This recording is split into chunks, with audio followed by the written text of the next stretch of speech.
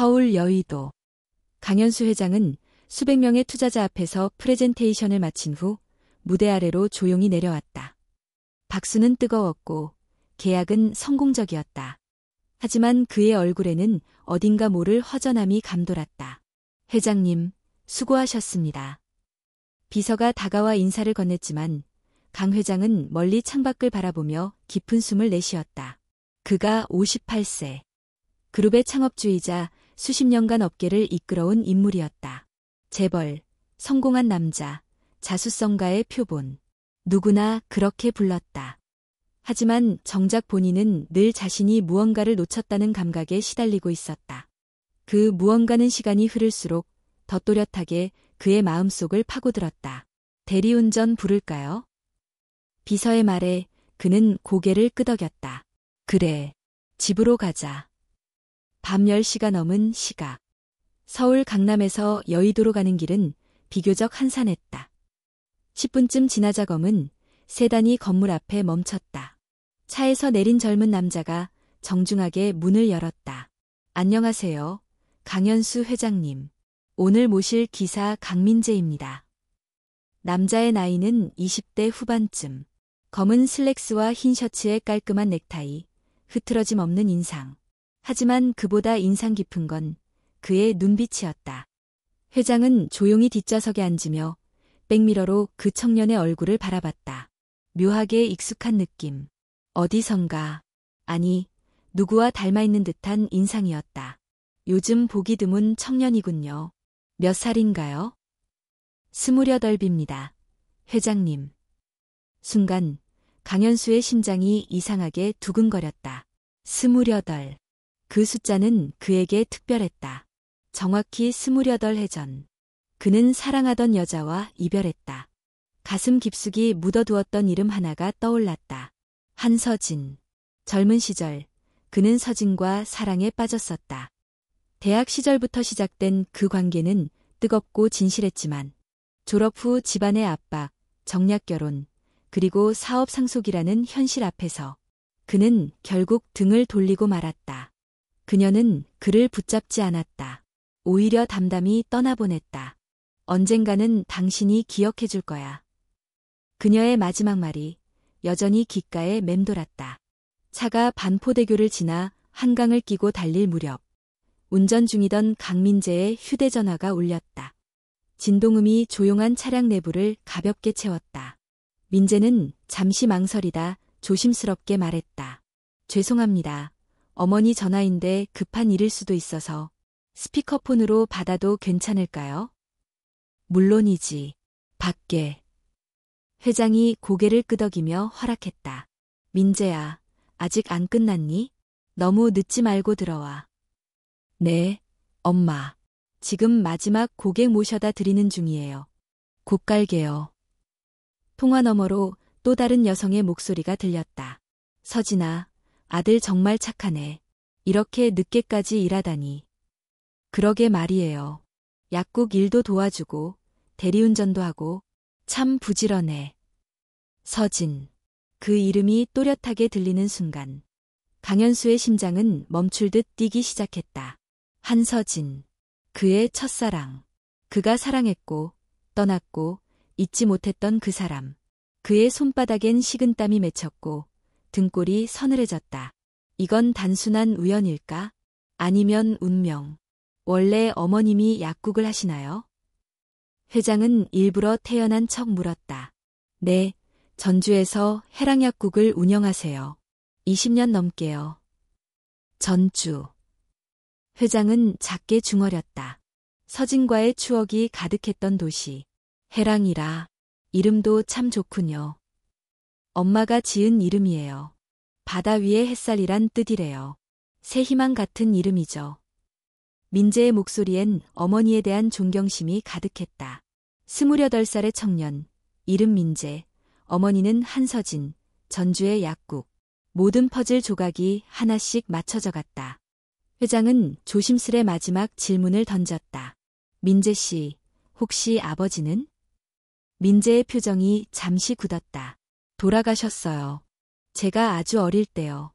어머니가 늘 그렇게 말씀하셨어요. 돌아가셨다고 들었다. 그 말이 가슴을 관통했다. 그의 존재는 이미 오래전에 죽은 사람이었다. 서진이 아이에게 아버지를 지워버린 것이다. 그럴 만도 했다. 그는 그때 아무 말 없이 떠났고 심지어 그녀가 아이를 가졌을지도 모른다는 가능성도 외면했다. 모든 걸 두고 떠났으니 죽은 사람 취급이 어쩌면 당연한 일이었다. 정말 좋은 어머님이시군요. 네, 제가 어릴 때부터 항상 혼자셨어요. 그만큼 강한 분이에요. 회장의 목소리는 떨리고 있었다. 창밖 가로등 불빛이 민재의 옆모습을 스쳐 지나가고 그 순간 그는 확신했다. 그 눈빛, 그 코선, 그 입매, 모든 것이 젊은 시절의 자신과 똑같았다.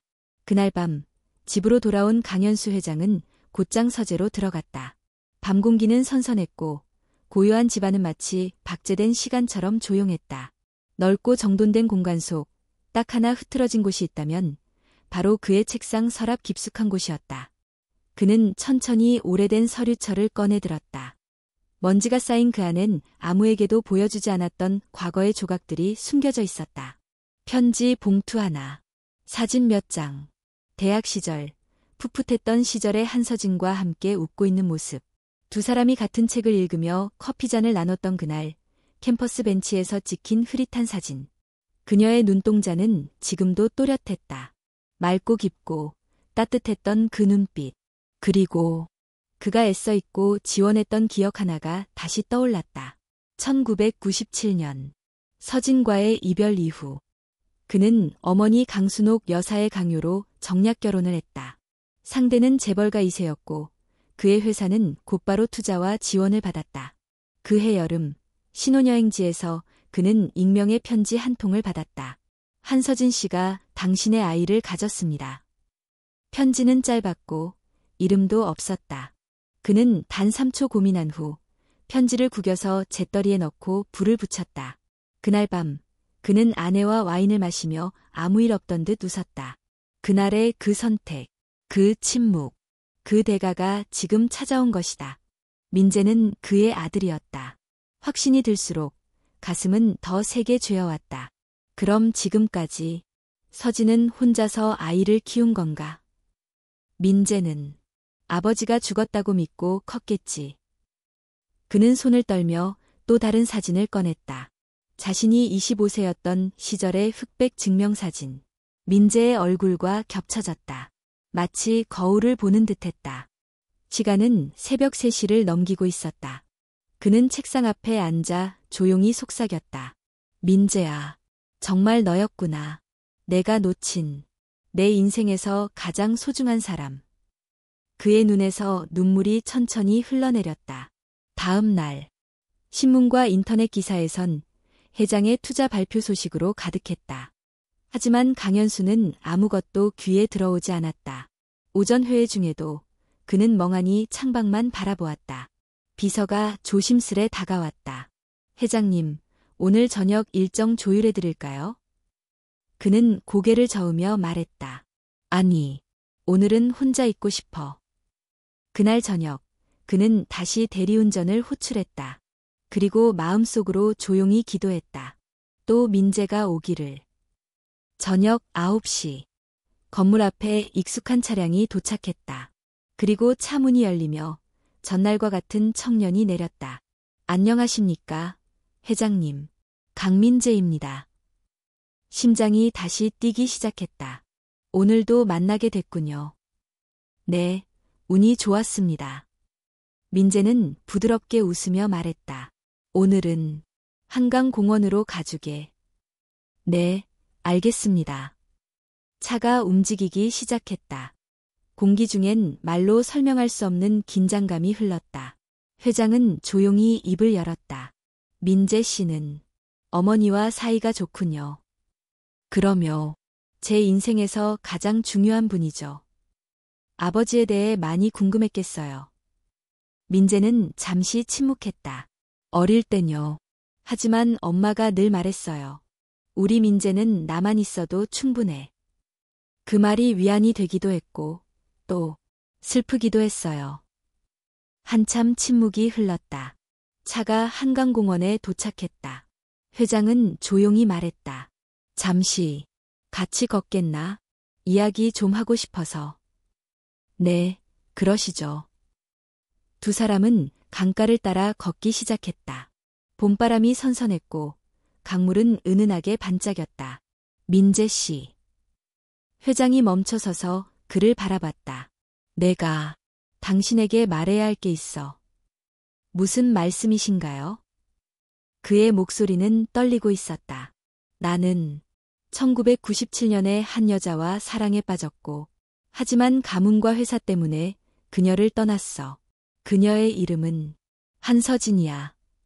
민재의 발걸음이 멈췄다. 그는 천천히 회장을 바라봤다. 표정이 서서히 굳어갔다. 어머니, 이름이 한서진인데요. 회장은 고개를 끄덕이며 말했다. 나는 그녀와 마지막까지 함께하고 싶었지만 그러지 못했어. 그녀가 아이를 가졌다는 사실도 나중에 알았지만 외면했지. 그게 내 인생 최대의 죄야. 민재는 한참 동안 아무 말도 하지 않았다. 입술이 살짝 떨렸다. 그럼, 설마. 그래, 민재야. 나는 내 아버지다. 그 말이 떨어지는 순간, 민재는 마치 무언가에 맞은 듯 그 자리에 주저앉았다. 장난하시는 거예요? 아니야. 진심이야. 민재는 얼굴을 감쌌다. 왜 이제 와서요? 28년이 지나서야 나타나세요? 어머니는 혼자서 다 감당했어요. 힘들고 아파도 아무도 기대지 않았다고요. 강현수는 민재 앞에 무릎을 꿇었다. 자격 없다는 거 알아. 하지만 이제라도 알게 됐으니 이제라도 아버지가 되고 싶어. 민재는 고개를 저었다. 늦었어요. 너무 늦었다고요. 그는 일어나 뒷걸음질 쳤다. 저는 아버지가 필요 없어요. 그리고 그 자리를 떠났다. 강현수는 혼자 강가에 남아 한참을 서 있었다. 강물은 흐르고 있었지만 그의 마음은 멈춘 듯했다. 다음 날 아침, 강현수는 이른 시간에 눈을 떴다. 눈은 충혈되어 있었고 속눈썹엔 아직 마르지 않은 눈물이 맺혀 있었다. 거실 소파에 앉은 채 그대로 밤을 새운 듯 몸은 뻐근했다. 하지만 머릿속은 전날의 그 대화로 여전히 복잡하고 무거웠다. 늦었어요. 너무 늦었다고요.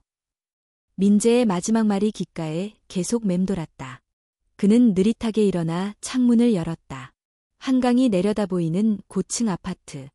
평소라면 그 풍경이 주는 안정감이 있었지만 오늘은 달랐다. 그는 더 이상 예전의 자신이 아니었다. 스마트폰 알림이 쉴 새 없이 울렸다. 카톡, 문자, 메일, 부재중 전화. 대부분은 회사 관계자들이나 언론의 번호였다. 그중 하나를 눌러 뉴스 앱을 열자 메인 화면 첫 기사가 눈에 들어왔다. 28년 만에 드러난 재벌가 혼외자, 대리운전 기사가 알고 보니 썸네일에는 어젯밤 강가에서 민재와 마주 앉은 두 사람의 모습이 담겨 있었다. 희미하게 찍힌 사진이었지만 회장의 얼굴은 확연히 드러나 있었다. 그는 핸드폰을 내려놓고 깊게 눈을 감았다. 오전 10시, 여의도 본사. 그룹 이사회 회의실은 평소보다 이른 시간부터 분주했다.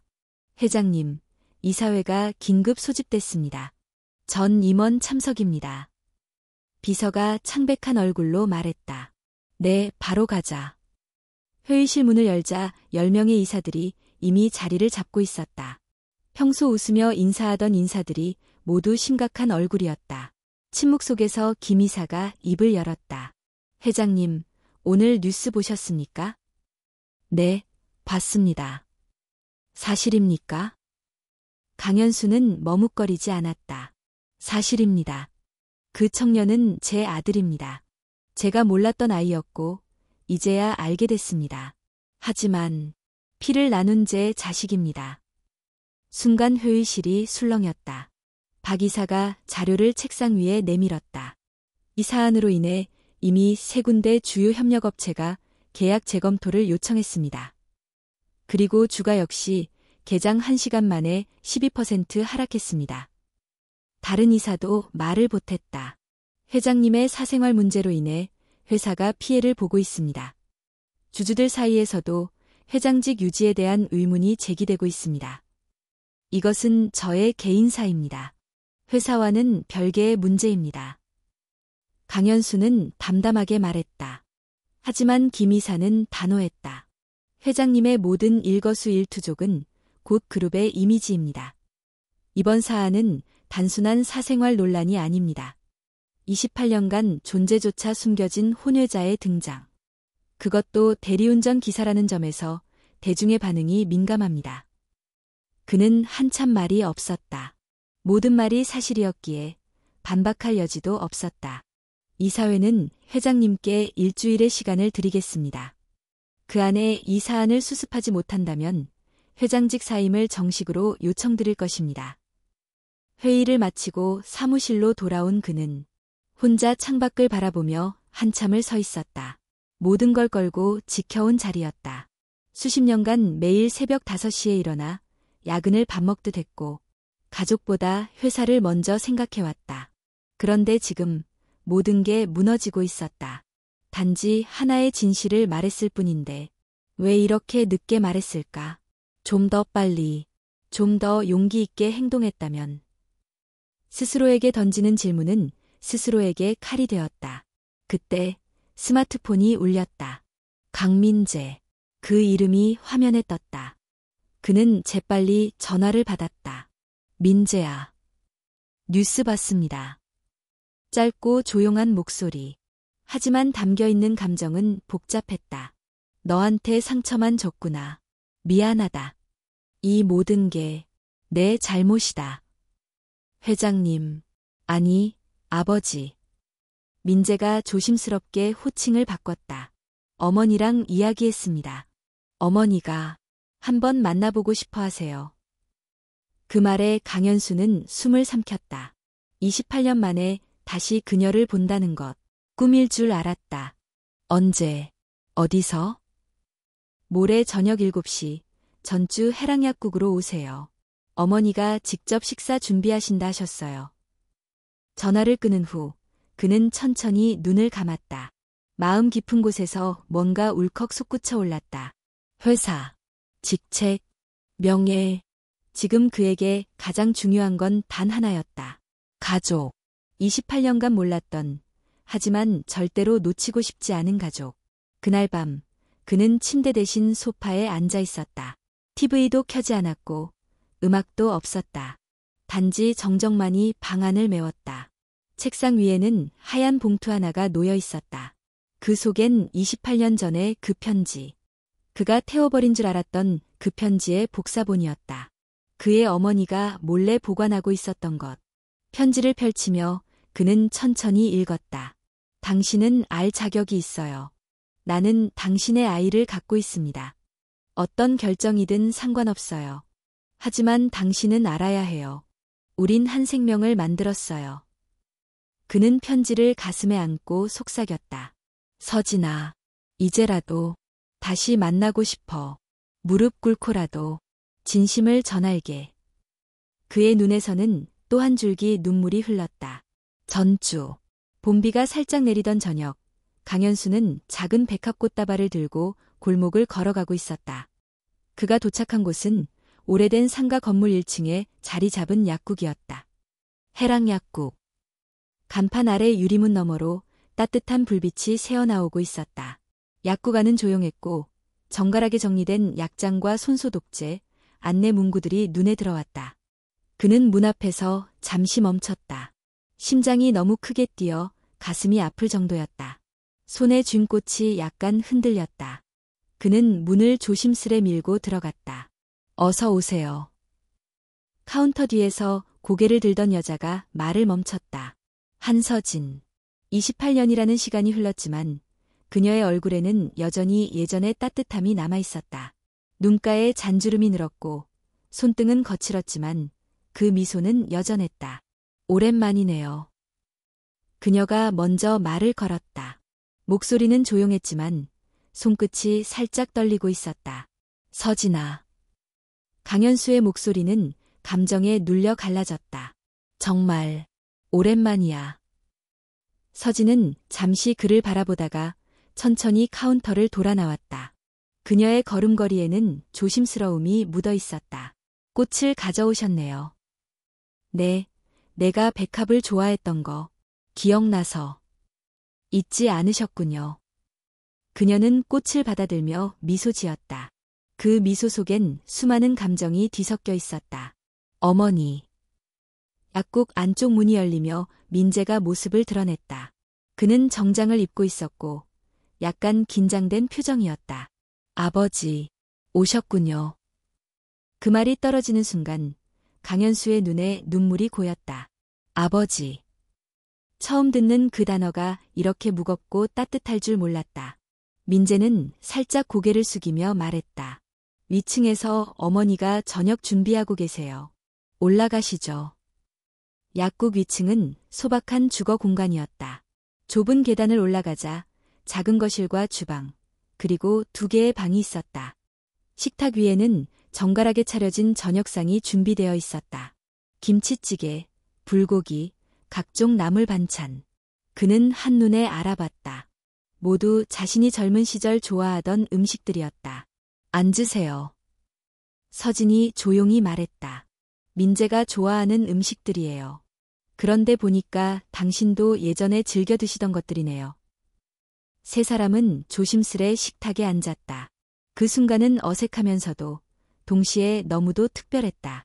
식사를 하며 민재가 어릴 적 이야기를 꺼냈다. 어릴 때 엄마가 약국을 혼자 운영하시느라 늘 바쁘셨어요.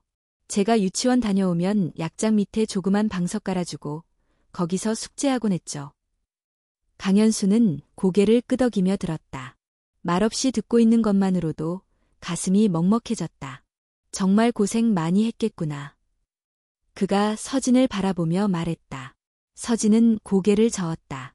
혼자였지만 외롭지는 않았어요. 이 아이가 항상 제 곁에 있었으니까요. 민재는 제 전부였어요. 그녀의 눈빛은 흔들림 없었고 그 말엔 진심이 담겨 있었다. 식사를 마친 뒤 서진은 잠시 자리를 비웠다. 강현수와 민재 단둘이 남은 거실엔 잠깐의 침묵이 흘렀다. 민재야. 네. 정말 고맙다. 나를 다시 받아줘서. 민재는 고개를 저으며 말했다. 아직 다 받아들인 건 아니에요. 하지만 어머니가 괜찮다고 하셨고 저도 알고는 있어야 한다고 생각했어요. 그 말에는 여전히 망설임이 묻어 있었지만 예전의 차가움은 사라져 있었다. 한 가지 여쭤봐도 될까요? 그럼. 그때는 아무것도 하지 않으셨어요? 어머니가 아이를 가졌다는 걸 정말 모르셨던 건가요? 강현수는 깊은 숨을 쉬었다. 사실 신혼여행 때 어떤 편지를 받았었어. 서진이 임신했다는 내용이었지. 하지만 나는 그걸 외면했어.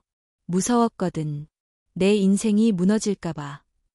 민재는 조용히 고개를 끄덕였다. 정직하게 말해주셔서 감사합니다. 그리고 그게 더 아프네요. 그 순간 문이 열리고 서진이 다시 들어왔다. 그녀는 두 사람을 번갈아 바라보다가 조용히 말했다. 사실 우리에게는 하나 더 말하지 않은 비밀이 있어요. 민재가 놀란 눈으로 어머니를 바라보았다. 뭔데요? 서진은 천천히 입을 열었다. 몇 년 전부터 매달 누군가 이름 없이 송금을 했어요. 처음엔 의심했지만 알아보니 내 할머니셨어. 강 회장님의 어머니, 강순옥 여사. 강현수는 자리에서 벌떡 일어났다. 어머니가? 직접 약국까지 몇 번 오셨어요. 당신 몰래 민재 모습을 멀리서 보시고 돌아가셨죠. 그분이 돌아가시기 몇 달 전에도 조용히 다녀가셨거든요. 민재는 말을 잇지 못했다. 어릴 때 약국 앞에 와서 사탕 주고 가신 할머니가 있었어요. 그때는 동네 어르신인 줄 알았는데 세 사람은 한동안 아무 말도 하지 못했다. 그리고 그 침묵은 28년간 멀어져 있던 가족의 시간들을 천천히 이어주기 시작했다. 그날 밤 해랑약국 위층 조그만 거실은 침묵 속에 잠겨 있었다. 식사가 끝났지만 누구 하나 먼저 자리를 뜨지 않았다. 말은 줄었고 눈빛만이 천천히 움직이고 있었다. 강현수는 멍하니 벽에 걸린 작은 액자를 바라보았다. 그 안에는 아기였던 민재의 사진이 담겨 있었다. 통통한 볼, 동그란 눈, 그리고 무엇보다 자신과 똑같은 미소. 민재야. 그가 조용히 입을 열었다. 정말 미안하다. 민재는 조용히 고개를 들었다. 그의 얼굴엔 흔들림이 없었다. 오히려 평온한 듯 보였다. 아버지. 그는 처음으로 그 호칭을 또렷하게 말했다. 한 가지 다시 물어봐도 될까요? 그래. 뭐든 말해보렴. 그 편지를 받았을 때 어머니와 제가 당신의 인생을 망칠 거라 생각했나요?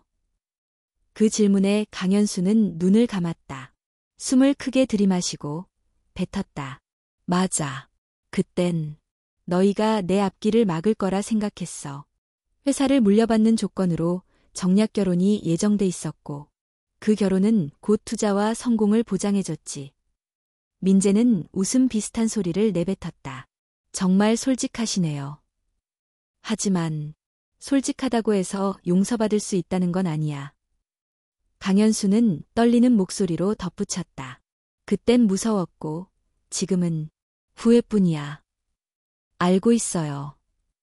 민재가 조용히 말했다. 그런데 아버지, 그 후회는 저와 어머니가 짊어져야 할 무게가 아니에요. 그 말은 칼날처럼 날카로웠다. 정확했고 냉정했으며 무엇보다도 정당했다. 우린 아무것도 요구하지 않았어요. 기억해달라고도 찾아달라고도 하지 않았어요. 단지 아버지가 우리를 기억하지 않은 시간 동안 우리는 매일 같이 서로를 붙잡고 살았을 뿐이에요. 서진이 조용히 민재의 손을 잡았다. 그녀의 눈에는 눈물이 맺혀 있었다.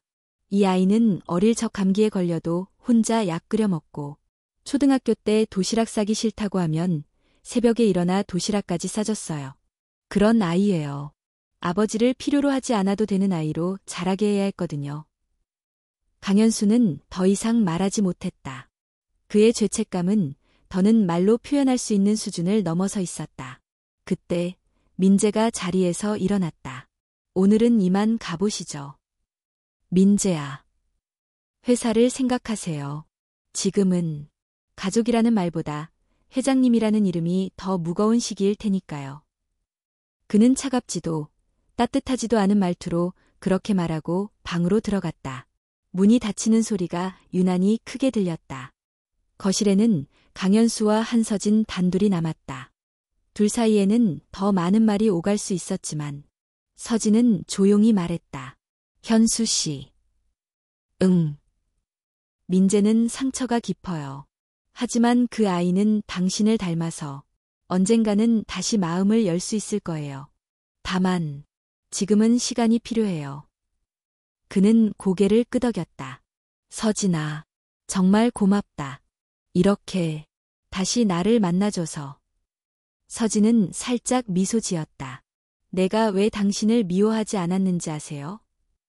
그는 그녀의 얼굴을 바라보며 고개를 저었다. 이 아이가 당신을 닮았거든요.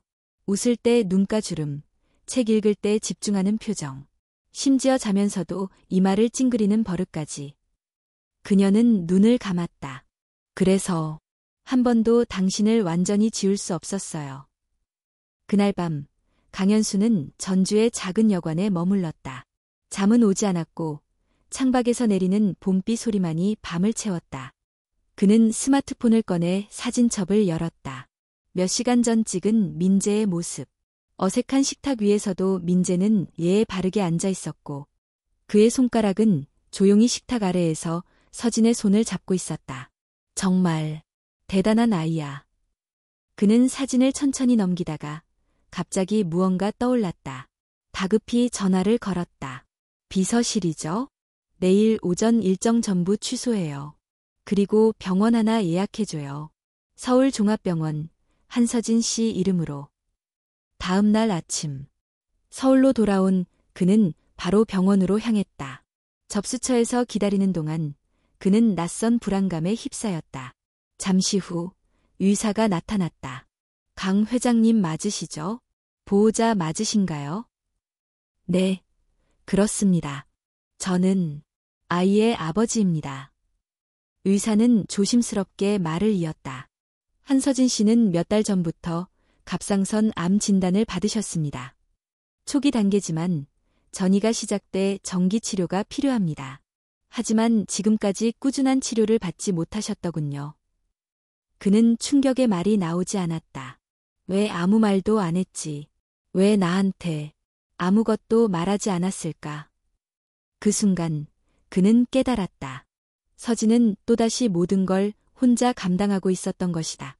자신이 없는 지난 28년처럼 지금도 여전히 조용히 혼자 싸우고 있었다. 안 됩니다. 그는 작게 중얼였다. 이번에는 그렇게 두지 않을 거야. 그는 의사의 손을 꽉 잡으며 말했다. 최고의 치료, 최고의 팀, 다 동원해주세요. 제가 모든 걸 책임지겠습니다.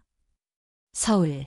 봄비가 그치고 난 다음 날 아침, 하늘은 맑고 햇살은 따뜻했다. 하지만 강현수의 마음은 여전히 무거웠다. 전주에서 돌아온 이후 그는 단 한순간도 한서진의 병세를 잊지 못했다. 그녀는 아무 말 없이 아팠다. 말하지 않았고 알리지도 않았으며 누구의 도움도 받지 않았다. 28년 전과 마찬가지로 모든 걸 혼자 감당하고 있었다. 이제 그는 그렇게 두지 않기로 결심했다. 그날 오후 그는 비서에게 조용히 지시를 내렸다.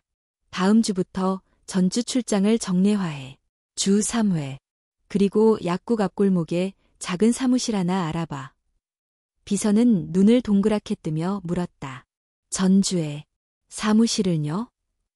서울과 전주, 오가는 생활이 될 거야. 가족이 있는 곳이 내가 있어야 할 곳이니까. 며칠 뒤 해랑약국 앞에 작은 흰색 SUV가 멈춰섰다. 차에서 내린 강현수는 손에 도시락 가방을 들고 조심스럽게 약국 안으로 들어섰다. 어서 오세요. 익숙한 인사 뒤로 고개를 든 서진의 표정이 순간 멈췄다. 당신이 여긴? 밥 좀 먹었으면 해서. 현수는 조용히 도시락을 내밀었다. 도시락. 이걸 다 당신이? 내가 만들었을 리 없지. 전문 셰프에게 배달시켜서 포장했어. 그런데 진심은 담았어. 서진은 어이없다는 듯 웃었지만 그 웃음엔 어딘가 모르게 따뜻함이 스며 있었다. 난 괜찮다고 했잖아요. 괜찮지 않다는 걸 알아버렸어. 서진아, 이번엔 그냥 받아줘. 도움이라 생각하지 말고 그냥 마음이라고 생각해줘. 그녀는 더 이상 거절하지 않았다. 도시락을 받아들고 카운터 뒤로 돌아갔다. 그럼 내일도 올 건가요? 내일도, 모레도, 그 다음 날도. 그의 대답은 단호했고 진심이었다. 이후로 매주 화요일, 목요일, 토요일이면 강현수는 직접 약국 앞에 나타났다. 도시락, 간단한 간식, 따뜻한 수프, 제철 과일. 소박한 것이지만 빠짐없이 준비했다. 처음엔 당황하던 서진도 점점 그가 내미는 손길에 익숙해졌다. 둘 사이에선 여전히 큰 대화는 오가지 않았지만 그 고요한 시간 속에 오히려 더 많은 감정이 오갔다. 하루는 약국 문이 닫힌 늦은 밤. 현수는 약국 창밖에서 서진이 조명을 끄는 모습을 바라보다가 잠시 눈을 감았다. 그녀가 어두운 약국 안에서 혼자 뒷정리를 하는 모습은 어딘지 모르게 너무 익숙하고 동시에 아프게 다가왔다. 그 순간 그의 휴대전화가 울렸다. 강민재. 그는 순간 망설였지만 곧 전화를 받았다. 민재야.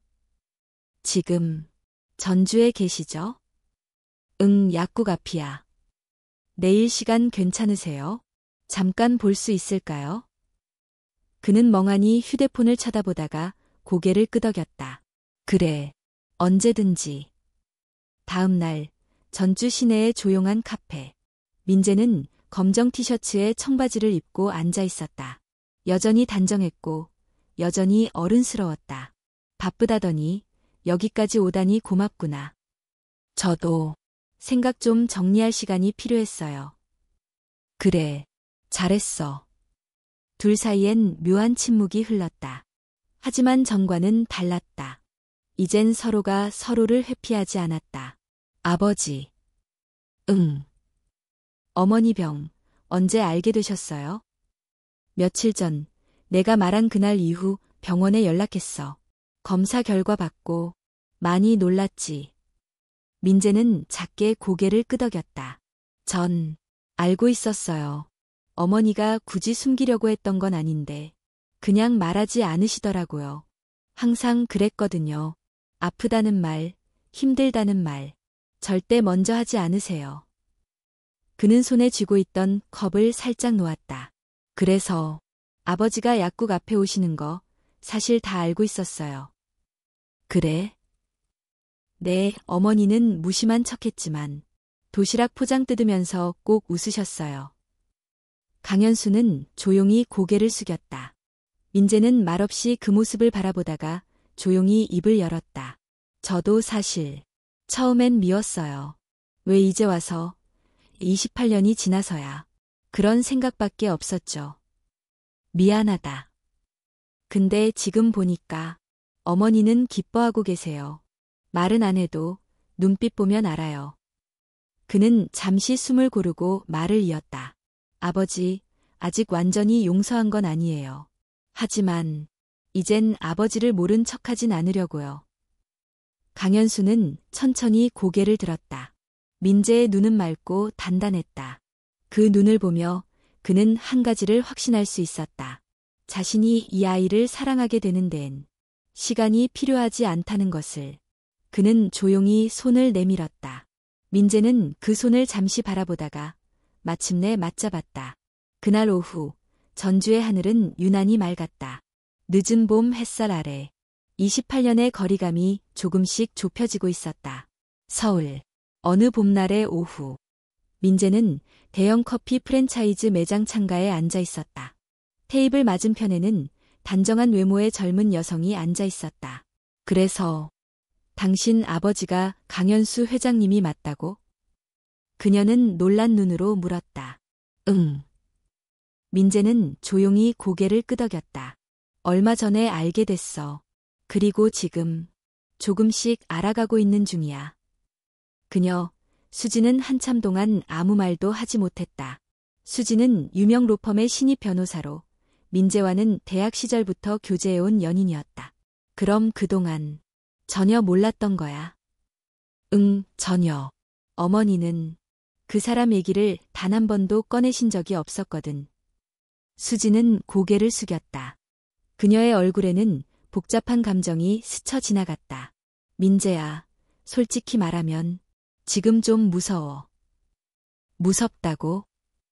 응, 언론, 여론, 그리고 사람들 시선. 당신이 누구 아들이라는 이유로 우리 관계도 달라질까봐. 나도 무서워. 하지만 숨기고 싶지 않았어. 우리가 진짜 가까워지려면 이런 것도 알아야 하니까. 수지는 그의 손을 살짝 잡았다. 나 믿고는 있어. 당신은 당신이니까. 하지만 세상은 그렇게 단순하지 않잖아. 그녀의 말은 틀리지 않았다. 며칠 전까지만 해도 평범한 약사 아들로 살아온 민재였지만 지금 그는 재벌 회장의 혼외자로 언론의 주목을 받는 인물이 되어 있었다. 며칠 뒤 인터넷 뉴스에 갑작스러운 기사가 올라왔다. 강현수 회장, 28년 만에 알려진 혼외자, 교제 상대는 유명 로펌 변호사. 두 사람의 교제에 대해 강 회장 측 사생활이라 확인 불가 입장. 상대여 측 부모 절대 결혼 반대, 상식적으로 납득 불가 발언. 그날 오후 수진의 사무실 앞에서 민재는 그녀를 기다리고 있었다. 수진은 창백한 얼굴로 나타났다. 그녀의 눈에는 분노와 슬픔이 교차되어 있었다. 언론은 어떻게 알았지? 나도 몰라. 아마 우리 둘 중 누군가의 주변에서 샜겠지. 아버지 쪽일 수도 있고 내 친구 쪽일 수도 있어. 수지는 고개를 저었다. 기사는 괜찮아. 근데 우리 부모님이 봐버렸어. 그리고 바로 연락 오셨어. 뭐라고 하셨어? 당장 그만두라고. 그녀는 울먹이며 말했다. 민재야, 난 진짜 당신을 좋아해. 하지만 우리 부모님은 세상의 기준으로 사람을 판단하는 분들이야. 당신이 어떤 사람인지보다 당신이 누구 아들이냐가 더 중요하신 분들이라고. 민재는 침착하려 애썼지만 눈빛은 흔들리고 있었다. 우리 잠깐 떨어져 있는 게 좋을 것 같아. 그녀가 어렵게 말을 꺼냈다. 잠깐이라도 정리할 시간이 필요해. 나 자신도 흔들리고 있으니까. 그 말에 민재는 아무 말도 하지 못했다. 그는 고개를 끄덕이며 수진의 손을 마지막으로 꽉 잡았다. 언제든지 연락해. 난 여기 있을 거야. 전주의 해랑약국. 강현수는 서진과 함께 창고 정리를 도와주고 있었다. 약 상자들을 정리하며 그는 그녀의 얼굴을 몰래 살폈다. 최근 들어 그녀는 조금 더 피곤해 보였다. 치료는 받고 있었지만 부작용 탓에 체력은 계속 떨어지고 있었다. 오늘 민재한테 연락 왔어. 그가 말했다. 서진이 고개를 들었다. 수진이랑 잠깐 떨어지기로 했대. 이유는? 기사가 나서 여자 쪽 부모님이 반대하신다더군. 그쪽 집안도 제법 알려진 집이라 부담이 큰가 봐. 서진은 잠시 침묵하다가 말했다. 그럴 줄 알았어요. 아이가 이제 세상에 드러난 순간부터 이런 일은 언젠가 닥칠 줄 알았어요. 미안해. 내가 더 일찍 책임졌다면 이 아이가 이런 고통은 겪지 않았을 텐데. 하지만 지금 당신이 하고 있는 일들도 충분히 커요. 민재는 그걸 다 알고 있어요. 그리고 민재는 강한 아이예요. 그녀는 창고 문을 열고 나가려다가 갑자기 한 발 멈췄다. 현수 씨, 나 당신한테 뭔가 숨긴 게 있어요. 그는 순간 놀라 눈을 동그랗게 떴다. 뭔데? 민재, 사실 몇 년 전부터 한 가지 준비를 해오고 있었어요. 무슨 준비? 입양. 내가 혼자서 아이를 키우는 게 너무 힘들었을 때 한 번 정식 입양을 신청했던 적 있어요. 강현수는 숨이 멎을 듯 놀랐다. 민재가 그걸 알고 있었어? 응. 그때 아이가 말했어요. 괜찮아요, 엄마. 우리 둘이서도 충분해요. 그때 마음이 무너졌어요. 그 아이는 항상 어른이었어요. 어릴 때부터. 그녀는 벽에 기대어 조용히 눈을 감았다. 그래서 당신이 다시 나타났을 때 솔직히 처음엔 두려웠어요. 혹시 이 아이가 또 상처받을까 봐. 강현수는 다가가 그녀의 손을 잡았다. 이젠 절대 떠나지 않을 거야. 그 아이가 상처받을 일이 있다면 내가 대신 다 감당할 거야. 그녀는 조용히 고개를 끄덕였다. 그리고 아주 작은 목소리로 말했다. 고마워. 정말 늦었지만 당신이 돌아와줘서. 며칠 뒤 강현수는 서울로 돌아가는 길에 비서로부터 한 통의 전화를 받았다. 회장님, 저희가 후원하던 장학재단 쪽에서 연락이 왔습니다. 민재 씨가 그 장학생 중 한 명이었다고 하네요. 뭐라고? 예전부터 회장님 이름으로 운영되던 비공개 장학 사업이 있었는데요. 민재 씨가 고등학교 2학년 때부터 3년간 그 장학금을 받았답니다. 강현수는 놀라 할 말을 잃었다. 그걸 민재도 알고 있었나? 아직 모를 가능성이 높습니다. 익명 후원이었으니까요. 그는 창밖을 바라보며 중얼거렸다. 세상이 참 아이러니하군. 모르고도 우린 계속 엮여 있었던 거야. 그의 눈에는 묘한 감정이 떠올랐다. 운명은 때로 너무 멀리 돌아오지만 결국 닿아야 할 곳에 닿게 해주는 법이다. 서울. 초여름의 기운이 번져가는 오후. 강민재는 혼자 서점에 앉아 있었다. 책을 펼쳐 놓았지만 페이지는 넘기지 못한 채 생각에 잠겨 있었다. 며칠 전 아버지와의 통화에서 처음 들은 이야기. 장학금. 고등학교 2학년부터 대학 입학 전까지 3년 동안 자신이 받았던 익명의 장학금이 사실 강현수 회장이 운영하던 비공개 재단의 후원이었다는 사실. 아버지는 그때부터 나를. 민재는 조용히 중얼거렸다. 그는 고등학교 시절의 기억을 떠올렸다. 학급에서 해외 연수를 신청할 수 있는 기회가 주어졌을 때 혼자만이 신청을 망설였었다. 수업료, 항공료, 체류비 모두 너무 큰 부담이었다. 그런데 어느 날 교무실에서 연락이 왔다. 장학재단에서 모든 비용을 지원해주기로 했대. 그때 그는 그저 운이 좋다고 생각했다. 하지만 이제 와서 생각해보니 그건 운이 아니라 누군가의 선택이었다. 그 누군가는 자신이 존재조차 몰랐던 아버지였다. 그날 밤 민재는 전주로 향했다. 그는 어머니에게 아무 말 없이 약국 앞에 도착했고 창밖에서 불 꺼진 가게를 바라보다가 문득 약국 옆 골목으로 걸음을 옮겼다.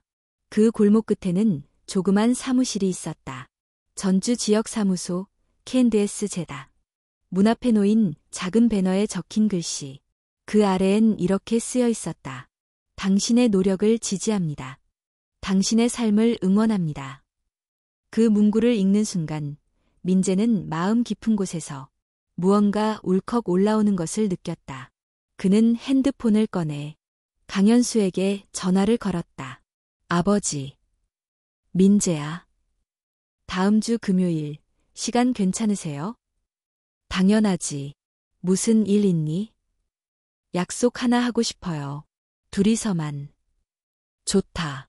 어디로 가면 되니? 아버지 회사 옥상. 민재는 작게 웃었다. 그곳에 데려가고 싶은 풍경이 있어요. 다음 주 금요일 서울 중심부 K그룹 본사 32층 옥상 정원. 강현수는 정장을 입은 채 옥상 한쪽에 서 있었다. 그는 한 손에 민재가 주문한 커피를 들고 있었다. 잠시 후 민재가 계단을 통해 나타났다. 아버지. 민재야, 오랜만이구나. 오랜만은 아니죠. 지난주에도 전주에서 봤잖아요. 하긴. 둘은 작게 웃었다. 옥상에 있는 벤치에 앉아 서울 도심의 석양을 바라보며 둘 사이엔 한동안 조용한 시간이 흘렀다. 민재가 먼저 입을 열었다. 아버지, 고등학교 2학년 때 기억나요? 해외 연수 갈 수 있었던 장학금 이야기. 기억하고 말고. 현수는 조용히 고개를 끄덕였다. 그 장학금은 너 몰래 보내준 내 첫 번째 선물이었어. 왜 그랬어요? 그땐 내가 내 아들인지 확신도 없었고 서진이 나를 받아줄지도 몰랐고 무엇보다도 겁이 났어.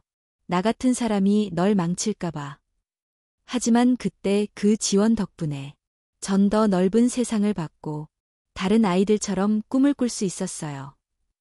민재의 목소리는 감정으로 미묘하게 떨렸다.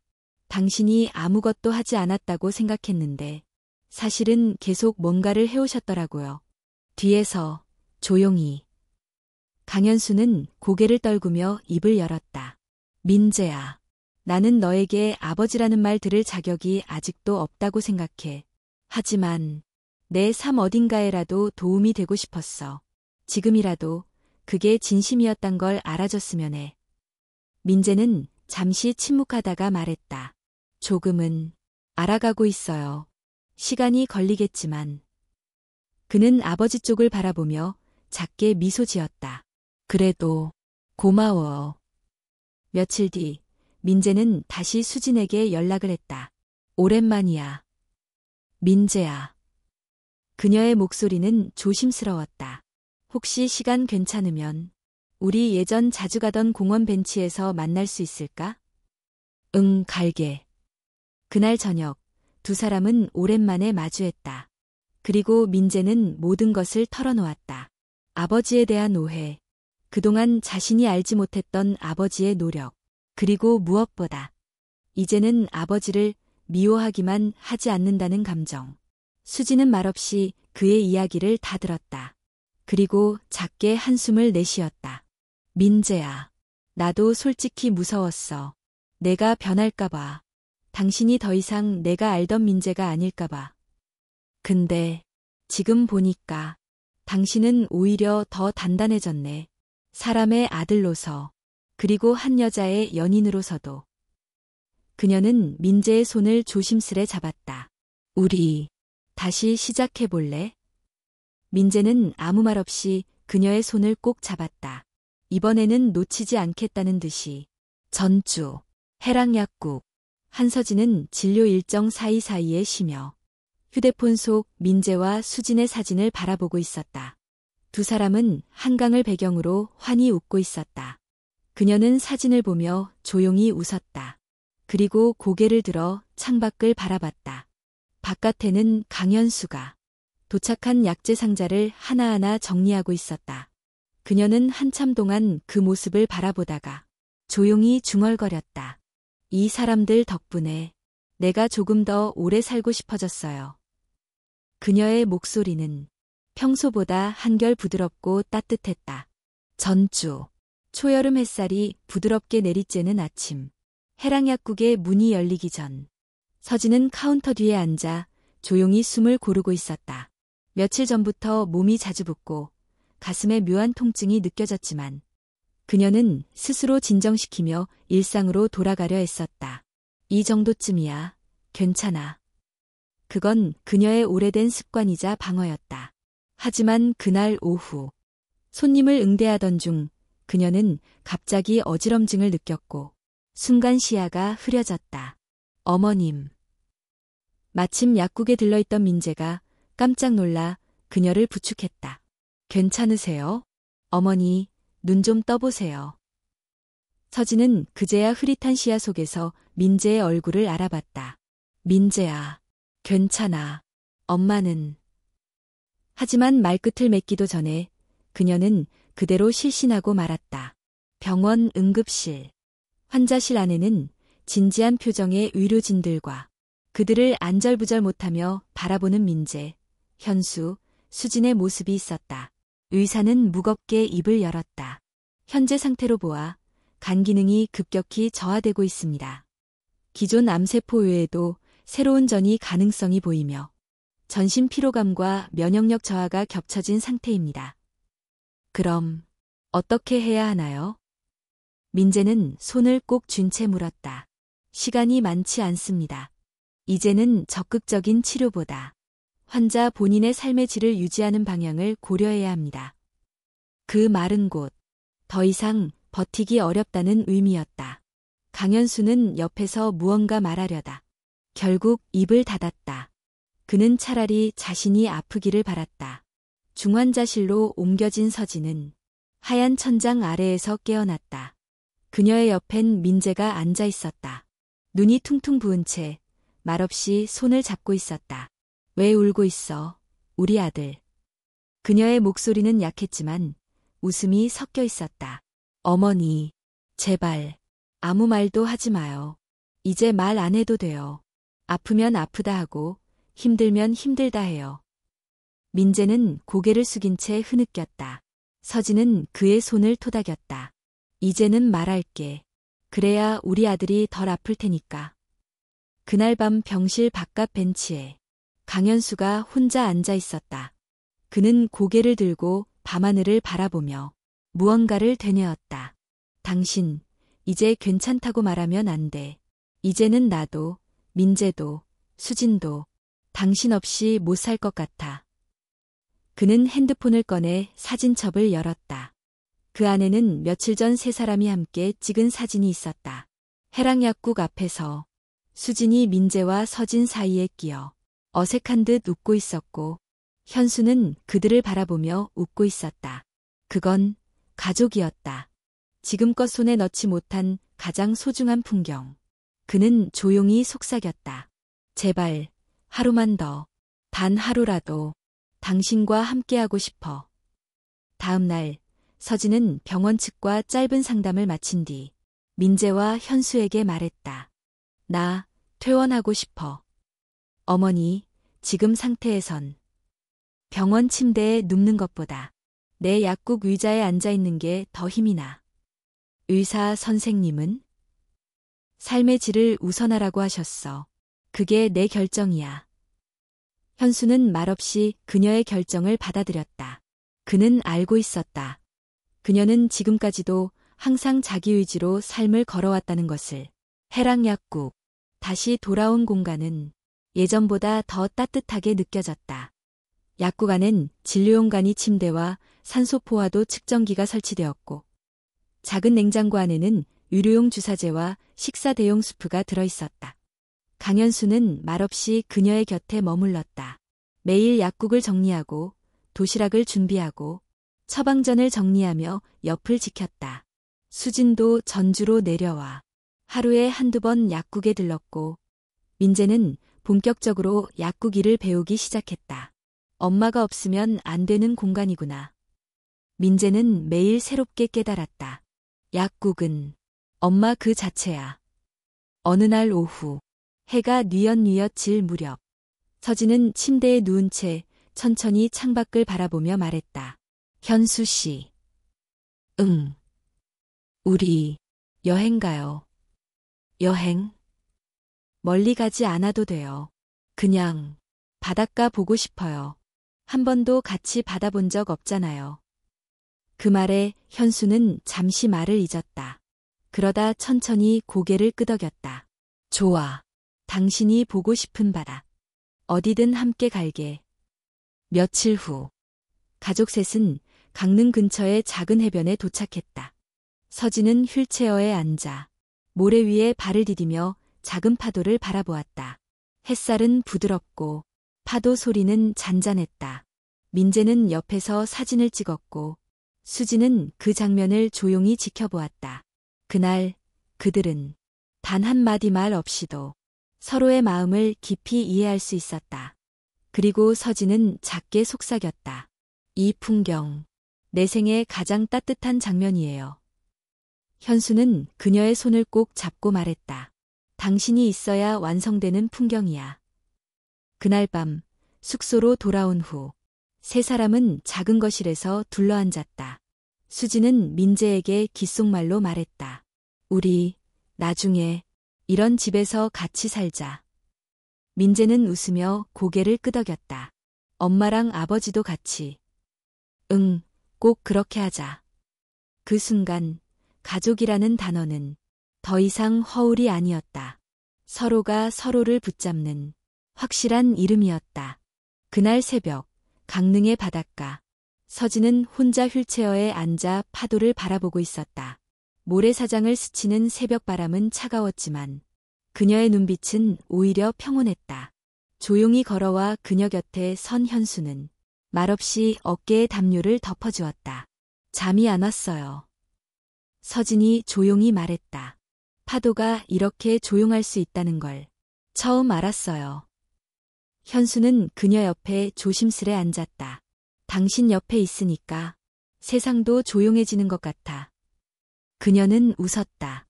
현수 씨, 나 무서웠어요. 이제야 당신 곁에 다시 앉게 됐는데 이 시간이 끝날까봐 너무 무서웠어요. 나도 그랬어. 그는 조용히 그녀의 손을 감쌌다. 처음엔 미안해서 아무 말도 못했는데 지금은 그냥 고맙다는 말밖에 안 떠올라. 고마워. 28년 만에 찾아온 당신이 이렇게 따뜻하게 머물러줘서. 두 사람은 오래도록 말없이 같은 파도를 바라보았다. 그곳엔 과거도 후회도 없었다. 오직 지금 같은 곳을 바라보는 현재만이 존재했다. 몇 주 후 전주 해랑약국. 서진은 치료를 중단한 후 약국에서의 삶을 천천히 정리해가고 있었다. 그녀는 민재에게 약국 운영에 필요한 모든 서류와 지식을 넘겨주었고 민재는 빠르게 그 역할을 익혀나갔다. 어머니, 약값 정산 이건 이렇게 맞는 거죠? 그렇지. 역시 우리 아들, 금방 배우네. 서진은 말끝에 가끔 기침을 하기도 했지만 얼굴엔 여전히 웃음이 깃들어 있었다. 그녀는 이제 남은 시간을 어떻게 채울지를 알고 있었다. 그리고 그것은 두려움이 아닌 사랑으로 채워야 할 시간이었다. 어느 날 강현수가 민재를 따로 불렀다. 민재야. 네, 아버지. 현수는 작은 종이 봉투를 건넸다. 이건 해랑약국을 법인화한 계약서다. 이제 내가 대표로 등록되어 있어. 너와 수진이 앞으로 계속 이어갈 수 있게. 민재는 놀란 눈으로 아버지를 바라보았다. 그럼 어머니는? 서진이 너한테 맡기고 싶어 하셨어. 이 약국은 단순한 가게가 아니야. 당신이 걸어온 길이고, 너를 키운 집이고, 우리 가족의 시작이기도 하니까. 민재는 조용히 고개를 숙였다. 감사합니다. 아버지, 약속드릴게요. 이 공간, 지킬게요. 엄마처럼 누군가의 아픔을 위로하는 곳으로. 현수는 민재의 어깨를 두드렸다. 그게 내가 너한테 바라는 전부야. 며칠 뒤 병원에서 마지막 건강검진을 마친 후 서진은 약국 2층 방에서 조용히 누워 있었다. 그녀의 곁엔 민재와 현수, 그리고 수진이 있었다. 다들 여기 모이니까 참 이상하네요. 가족 사진 한 장 찍어야겠어요. 수진이 웃으며 말하자 현수가 핸드폰을 꺼내 삼각대를 세웠다. 자, 하나, 둘, 셋. 찰칵. 그 순간 플래시가 터지고 서진은 천천히 눈을 감았다. 입가엔 따뜻한 미소가 머물렀다. 민재는 조용히 그녀의 손을 잡았다. 그 손은 점점 차가워졌지만 아직도 단단하게 그를 감싸고 있었다. 엄마. 그는 눈물을 흘리며 말했다. 우리 함께한 이 시간이 엄마가 남겨준 가장 큰 선물이야. 장례는 간소하게 치러졌다. 해랑약국 앞 작은 마당에서 지인들과 동네 어르신들이 조용히 인사를 건넸다. 현수는 서진의 유골함을 품에 안고 그녀가 가장 좋아했던 백합을 함께 넣었다. 서진아, 이제 편히 쉬어. 우리 당신이 없는 시간도 사랑으로 채워갈게. 그는 마침내 진심으로 그녀를 떠나보냈다. 1년 후 전주. 해랑약국은 여전히 같은 자리에서 환한 불을 밝히고 있었다. 간판은 그대로였지만 카운터에는 이제 민재와 수진이 함께 서 있었다. 오늘은 감기 환자가 많네요. 기온이 갑자기 떨어져서 그런가 봐. 오늘 저녁은 따뜻한 죽 끓여줄게요. 좋다. 어머니도 그거 좋아하셨지. 민재는 카운터 뒤 벽에 걸린 가족 사진을 바라보았다. 서진, 현수, 수진, 그리고 자신 모두 환하게 웃고 있었다. 그는 사진을 향해 조용히 인사했다. 엄마, 우리 잘 살고 있어요. 아버지도 매주 전주 오셔서 손님들과 인사 나누시고요. 그리고 저도 곧 아빠가 돼요. 수진이 그의 옆에서 웃었다. 이 아이가 엄마처럼 따뜻한 사람으로 자랄 수 있게 우리 잘해보자. 민재는 그녀의 손을 잡았다. 응, 우린 절대 늦지 않았어. 늦게 시작했을 뿐이야. 그날 밤 현수는 서울에서 내려와 약국 앞에 서 있었다. 가게 안에는 민재와 수진이 함께 정리 중이었고 유리문 너머로 들려오는 웃음소리에 그는 조용히 미소를 지었다. 28년. 길고도 길었던 후회와 고독의 시간. 하지만 지금 그 시간은 희망으로 환생했다. 현수는 하늘을 올려다보았다. 서진아, 우리 아이들 잘 크고 있어. 나도 이제야 진짜 아버지가 됐어.